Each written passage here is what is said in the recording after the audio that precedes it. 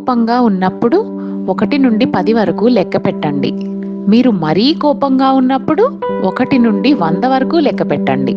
మీరు మాట్లాడబోయే విషయాలను గురించి ఆలోచించండి, కానీ మీరు ఆలోచిస్తున్న దాని గురించి మాత్రం మాట్లాడకండి. మంచి నడత తెల్ల కాగితం లాంటిది. ఒక్కసారి దానిపై సిరా పడిందంటే ఎంత ప్రయత్నించినా వెనకటి తెల్లదనం దానికి అబ్బదు. మీలో రగుల్చుకున్న అగ్ని మీ శత్రువు కంటే మిమ్మల్ని ఎక్కువగా కాల్చుకు తింటుంది.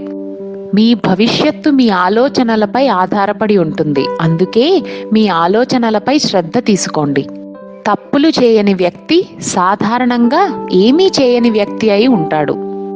మన దగ్గరున్న వస్తువుల కారణంగా మనం సంతోషంగా ఉండగలమే కానీ మన దగ్గర ఎంత ఉంది అన్న కారణంగా కాదు. మనం ఎంతకాలం బ్రతికామన్నది ముఖ్యం కాదు, ఎలా బ్రతికాము అన్నదే ముఖ్యమైన విషయం.